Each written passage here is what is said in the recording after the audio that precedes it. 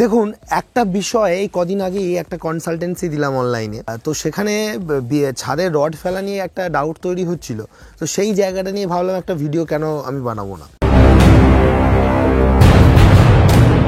তো এই ভিডিওটা আপনাদের জন্য খুব ইম্পর্টেন্ট, যেখানে 1 ওয়ে স্ল্যাব আর 2 ওয়ে স্ল্যাব এখনও অনেক মানুষ আছে যে কোন ধরনের ঘরের জন্য কোন দিকে মেন রডটা পড়বে বা ক্র্যাঙ্কটা কোন দিকে তোলা উচিত, বা ডবল মেশেও যদি চেয়ার বার দিয়ে ইউজ করি সাইড সাপোর্টে নেগেটিভ বেন্ডিং মোমেন্ট জন্য সেটা কোন দিকে হওয়া উচিত, কিংবা ধরুন ঘরের মাঝখানে দুতলায় ওই স্ল্যাবের উপর একটা দেয়াল আসবে, সেখানে আমি কি ধরনের বিম দেবো বা ওয়াল বিম কতটা লোড নিতে পারবে, সব ঘরের মাঝখানে কি রুফ বিম দেওয়া উচিত কি না, এই বিষয়গুলো নিয়ে কিন্তু আজকের ভিডিওটা কিন্তু একদম একটা চাঁতরেল ভিডিও হতে যাচ্ছে। তার জন্য না কেটে ভিডিওটাকে শেষ পর্যন্ত দেখতে থাকুন। প্রথম কথা হচ্ছে, আমরা এর আগেও একটা ভিডিও বানিয়েছিলাম যেখানে বোঝানোর চেষ্টা করেছিলাম, আজকে আরও সুন্দরভাবে বুঝিয়ে দেবো। সেটা হচ্ছে যে 1 ওয়ে স্ল্যাবের বেসিক ফর্মুলা কি, যে ধরুন একটা ঘর আমি কল্পনা করি যে একটা 18 ফুট লম্বা ঘর রয়েছে। 18 ফুট লম্বা ঘরের তাহলে দৈর্ঘ্যের দিকটা 18 ফুট দুটো দিকে, আর প্রস্থ অর্থাৎ ঘরটা চওড়া হচ্ছে 9 ফুট। তাহলে এই অবস্থা যদি 18কে আমরা 9 দিয়ে ভাগ করি কত পাচ্ছি? 2। ফর্মুলাটা এরকম রয়েছে যে দৈর্ঘ্যটা যদি প্রস্থের দুগুণ বা তার বেশি হয়ে যায়, তখন কিন্তু আমরা যদি রড বাঁধি তখন কিন্তু মেন রডটা আমার হবে শর্টার স্প্যান, অর্থাৎ যেটা 9 ফুটের দিক রয়েছে এদিকে আড়ে যদি আমি রডগুলো বিছাই, যেমন আমি অ্যানিমেশন সহকারে দেখাচ্ছি, তবেই কিন্তু লোডটা ট্রান্সফার হবে। অর্থাৎ আপনি যদি লম্বার দিকে রড ফেলেনও, সেই লম্বা রডটা কিন্তু লোডটা ওই 18 ফুট দূরে ওদিকের দেয়ালে আর এই 18 ফুট দূরে এদিকের দেয়ালে লোড ট্রান্সফার করতে পারবেন না।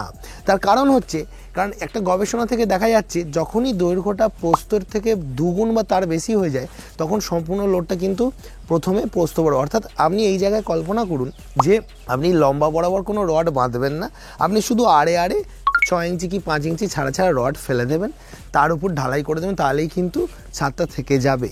এবার এখানে প্রশ্ন, তাহলে লম্বা রডটার কাজ কি? এই জন্য আমরা এই জায়গায় লম্বা রডটাকে বলি বাইন্ডার রড। অর্থাৎ ওই আড়ের রডগুলো যে পরপর 6 ইঞ্চি 5 ইঞ্চি দূরে আছে কি না সেটাকে এনসিওর করার জন্য আমরা কি করি, এবং লোড ডিস্ট্রিবিউশনটা সমানভাবে যাতে হয় আড়ের রডের মধ্য দিয়ে, সেই লোড ডিস্ট্রিবিউশন প্যাটার্ন সমান হতে গেলে রডগুলোকে প্রপার পজিশনে হেল্ড থাকতে হবে। প্রপার পজিশনে থাকার জন্য সেটাকে বাইন্ডিং করতে হবে। ওই বাইন্ডার হিসাবে আড়ের রডের মাথা দিয়ে লম্বা রড চালনা করা হয়, সেই জন্য ওই রডগুলোকে ডাকা হয় বাইন্ডার বলে। কখন? শুধুমাত্র 1 ওয়ে স্ল্যাবের বেলায় এই কনসেপ্টটা কিন্তু আপনাদেরকে মাথার মধ্যে ঢুকিয়ে নিতে হবে। ছোটোখাটো এই বিষয়গুলোকে আমরা বুঝতে পারি না বলে মাথার মধ্যে একটা জটিলতা তৈরি হয়। তাহলে বোঝা গেল? আচ্ছা বন্ধুরা, আপনি কি এখনো এই ভিডিওটি দেখেননি? যদি এই ভিডিওটি এখনো না দেখে থাকেন তাহলে অতি সত্বর আই বাটনে ক্লিক করুন আর গিয়ে ভিডিওটা দেখে আসুন। আর যদি মনে হয় ভিডিওটা আপনি শেষেও দেখতে পারেন।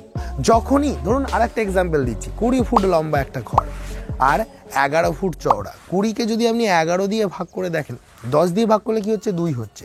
কিন্তু আপনি যদি 20কে 12 দিয়ে ভাগ করেন, তাহলে কিন্তু দেখা যাচ্ছে 2-এর বেশি হচ্ছে না, 2-এর কম হচ্ছে। তাহলে সেক্ষেত্রে কি হবে? সেক্ষেত্রে কিন্তু এটাকে আর 1 ওয়ে স্ল্যাব বলা যাবে কি না, 1 ওয়ে স্ল্যাব বলা যাবে না। এই জন্য যাদের ক্ষেত্রে যখনই দেখবেন ধরুন 24 ফুট একদিকে আছে, একদিকে 10 ফুট আছে, 2-এর বেশি, তাহলে 24 ফুট বরাবর লম্বা রডের কোনো কাজই নেই লোড ট্রান্সফারের ক্ষেত্রে বিবেচনা যদি করেন। শুধুমাত্র 10 ফুটের দিকে অর্থাৎ আড়ের দিকে রডগুলো ফেলে দিলেই কিন্তু ছাদের লোডটা নিয়ে নেবে। আপনি নিজেও পরীক্ষা নিরীক্ষা করে দেখতে পারেন যে একটা 10 ফুট চওড়া আর 20 ফুট লম্বা একটা ঘরের যদি আপনি 10 ফুটের দিকে রডগুলো ফেলে ঢালাই করে দেন, প্রপার পজিশনে রডগুলো যদি থাকে, তাহলেই কিন্তু ঢালাইটা স্ট্রং হয়ে গেল। অর্থাৎ লম্বা রডটার কোনো প্রয়োজন নেই। লম্বা রডটার প্রয়োজন হচ্ছে ডিস্ট্রিবিউশনটা ঠিকঠাক রাখা, অর্থাৎ বাইন্ডার হিসেবে। ওই জন্য আমরা ওই রডগুলোকে বাইন্ডার বলি। আর বাইন্ডার বলতে বলতে আমাদের এমন অভ্যাস হয়ে গেছে, আমরা কিন্তু 2 ওয়ে স্ল্যাবের ক্ষেত্রে ওটাকে বাইন্ডার বলে ফেলে একটা ভুল করে ফেলি। আমিও ভুল করছি, আপনারাও ভুল করছেন প্রতিনিয়ত। কীরকম দেখুন, ম্যাক্সিমাম যে আমরা বাড়ির প্ল্যানগুলো দিই, সেই বাড়ির প্ল্যানগুলোতে 80 to 90% কেসে কিন্তু 2 ওয়ে স্ল্যাবই থাকে। অর্থাৎ ঘরের খাটালগুলো যদি বিবেচনা করেন যে 15 ফুট লম্বা 12 ফুট চওড়া ঘর, দেখুন ভেবে দেখুন, এখানে কিন্তু ভাগটা করলে কিন্তু 2 বা তার বেশি হচ্ছে না, তো কমই হচ্ছে। 15কে 12 দিয়ে ভাগ করুন। আমরা যদি ধরুন 17 ফুট লম্বা 13 ফুট চওড়া ঘর, তাহলেও সেখানে 2-এর কম হচ্ছে, 2 বা তার বেশি হচ্ছে না। তাহলে এগুলো সব 2 ওয়ে স্ল্যাব। অর্থাৎ 2 ওয়ে স্ল্যাব মানে এর লোডটা আড়ের দিকেও যাবে, লম্বার দিকেও যাবে। এবার তার মধ্যে যদি বিবেচনা করেন কোন দিকে আগে যাবে, তাহলে দুটো যে গ্যাপ 17 আর ধরুন 15, তার মধ্যে ছোটো কোনটা? 15। তাহলে 15-র দিকেই রডটা আগে ফেলতে হবে। তাই জন্য ওটাকে আমরা মেন রড বলি। মেনের মেন মানে বাবার বাপ, ওই রডটা আগে আসবে। আর তারপর তারপরের যে রডটা সেটা কিন্তু বাইন্ডার নয়, কারণ ওদিকেও ক্র্যাং উঠবে, চারদিকেই ক্র্যাং, ওটাকেও আমরা মেন রড বলি। তাহলে মেনের মধ্যে একটু হালকা মেন বলা যেতে পারে। তো এই জন্য 2-way স্ল্যাবের ক্ষেত্রে দুটো রডই মেন, এটা জেনে রাখা দরকার। ইন জেনারেলি আমরা ওটাকে বাইন্ডার বলে ভুল করি 2-way স্ল্যাবের বেলায়। তাই 2-way স্ল্যাব কোনগুলো, মানে বাড়ির সেই সমস্ত খাটালগুলো যাদের দৈর্ঘ্য প্রস্তর যে ভাগফলটা, দৈর্ঘ্যকে প্রস্তর দিয়ে ভাগ করলে 2-এর কম আসে, সেগুলো 2-way স্ল্যাব, এবং সেখানে দুটো দিকের রডই মেন রড। সেখানে মেন রডের বাপের বাপ হিসাবে প্রথম মেনটা আপনাকে আরের দিকে ফেলতে হবে, সেকেন্ড মেনটা আপনাকে লম্বার দিকে ফেলতে হবে। ওটা কিন্তু বাইন্ডার রড হিসাবে ভুল করলে হবে না। তাই জন্য বড় বড় খাটালগুলোতে যেখানে আমাদের দুটোই মেন থাকে 2-way স্ল্যাবে, আমরা দুদিকেই 10 mm এর বার ইউজ করি, 6 ইঞ্চি সেন্টার টু সেন্টার স্পেসিংয়ে রাখতে বলি।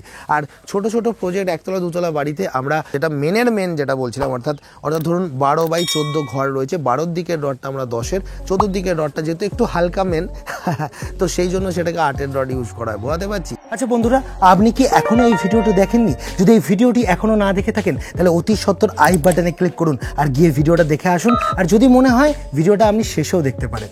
এবার এই অবস্থায় দাঁড়িয়ে একজন ব্যক্তি আমাকে প্রশ্ন করেছিলেন যে দাদা, আমার একটা কেস রয়েছে এমন যে ঘরের মাঝখানটা, মানে ধরুন 17 ফুট বাই 10 ফুটের একটা ঘর, বোঝার চেষ্টা করুন। তাহলে 17কে 10 দিয়ে ভাগ করলে 1.7 লেস দ্যান 2, মানে 2-way স্ল্যাব, দুদিকেই লোড যাচ্ছে। এই অবস্থায় দাঁড়িয়ে তাহলে আমার তো দুদিকেই মেন রড, তাহলে আমার কনসেপ্ট কি বলছে, তাহলে প্রথম যেহেতু 17 থেকে 10 ছোটো, তাই 10-এর দিকে মেনটা পড়লো, তারপর সেকেন্ড মেনটা আমার 17 ফুটের দিকে পড়লো, ক্র্যাং উঠে গেল। বা আপনি ক্র্যাং না তুলে চারদিকটা ডাবল মেশ বসিয়েও দিয়েও করতে পারেন, একই পদ্ধতি যেমন ছবিতে দেখাচ্ছি তুললেন। এমতো অবস্থায় যেহেতু গ্যাপটা 17 ফুট, তাহলে কি মাঝখানে কোনো বিম দরকার? দেখুন, ইন জেনারেলি 10-10 বা 10-12 পিলারের বাড়ি বানিয়েছেন, নর্মাল ওয়াল বিমগুলো 10 ইঞ্চি বাই 10 ইঞ্চি রয়েছে ছাদ বাদে। সেক্ষেত্রে দেখা যাচ্ছে 16 ফুট 15 ফুট পর্যন্ত বা 14 ফুট পর্যন্ত যদি আপনি একটা থামরুল মেনে চলেন, বিম লেস ছাড়া কিন্তু একটা বাড়ি, একটা ছাদ দাঁড়িয়ে থাকে, মানে একটা ঘরের ছাদ দাঁড়িয়ে থাকবে 10/14, 10/15, 11/14 এই ধরনের ঘরের ক্ষেত্রে। কিন্তু এর বেশি যখন হয়ে যায়, 16-17 যখন হয়ে যায়, তখন সেক্ষেত্রে আমরা মাঝখানে একটা রুফ বিম দিতে বলি। সেই রুফ বিমটা মিনিমাম 6 ইঞ্চি চওড়া, ছাদ বাদে 6 ইঞ্চি যদি ডেপথের হয়েও থাকে, তাতেও কিন্তু কার্যকারিতা পাবে। তাই যাদের ঘর, চোখ বন্ধ করে বলছি, 15 ফুটের বেশি হয়ে যাচ্ছে লম্বার দিকে, তারা কিন্তু শুধু ওয়াল বিমের উপর ভরসা না করে মাঝে একটা রুফ বিম দেবেন।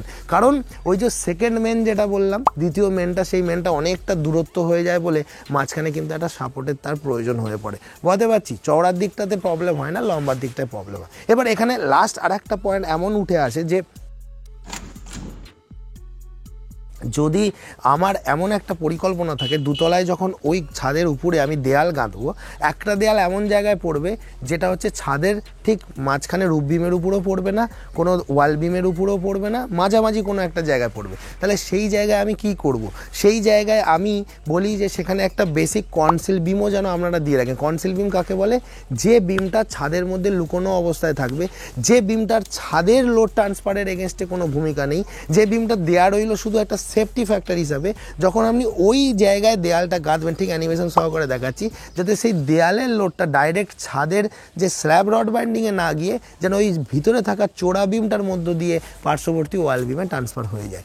এই জন্য ওই বিমটার গুরুত্ব। তার মানে ভেবে দেখুন, আপনি যদি হঠাৎ করে সিদ্ধান্ত বদল করে ওই জায়গায় দেয়াল না গাঁথেন, তাহলে ওই বিমটা ওখানে গিয়ে বিশেষ কিছু ভূমিকা গ্রহণ করবে না, কারণ ওটার পারপাসই ছিল উপরে যদি কোনো দিন আমি দেয়াল গাঁথি, সেই দেয়ালের লোডটাকে চাড়াবে। তো আজকের ভিডিওটা আমি এখানেই শেষ করছি। প্রথম কথা হচ্ছে, যারা এগুলো নিয়ে বারবার গুলিয়ে ফেলেন, তাদেরকে একটা নিয়ে মাথায় রাখতে হবে যে এগুলো গুলোনোর কোনো বিষয় নয়। আর আমরা যারা 2-way স্ল্যাবের ক্ষেত্রে বারবার ওই বাইন্ডার বলে ভুল করি, ইঞ্জিনিয়ার, মিস্ত্রি, যারা পাবলিক, তাদেরকে বলছি 2-way স্ল্যাবের ক্ষেত্রে কিন্তু দুটোই মেন। তাই কখনো এটা ভাববেন না যে লম্বার দিক বলে সেই রডটার গুরুত্ব নেই। 2-way স্ল্যাবের ক্ষেত্রে লোড দুদিকেই চাড়ায়, অর্থাৎ দুদিকে লোড ট্রান্সফার হয়, অর্থাৎ দুটোর দিকের রডের বাঁধনের ক্ষেত্রেই আমাদেরকে প্রপার গুরুত্ব দিতে হবে। একটা কথা মনে রাখবেন, বাড়ি বারবার হয় না। তাই বাড়ি বানানোর আগে এই সমস্ত জিনিসগুলোকে মেনে না চললে আপনি কিন্তু বিপদে পড়তে পারেন। আমি ইঞ্জিনিয়ার কিংসু কুমার, আমি আপনাদেরকে বাড়ি নির্মাণের বিষয়ে সঠিক পরামর্শ দেবো। তাই দেরি না করে আমার চ্যানেলটিকে সাবস্ক্রাইব করে রাখুন। নমস্কার, দেখা হচ্ছে পরবর্তী ভিডিওতে। তবে এই যে দুটো ভিডিও চলে এলো, গিয়ে দেখুন, আর মাঝের এই সাবস্ক্রাইব বাটনটি ক্লিক করলে আমি ভিডিও ছাড়ার সাথে সাথেই পাবেন, যার কারণে বাড়ি নির্মাণের বিষয়ে আপনাদেরকে কেউ কোনোদিন ঠকাতে পারবে না।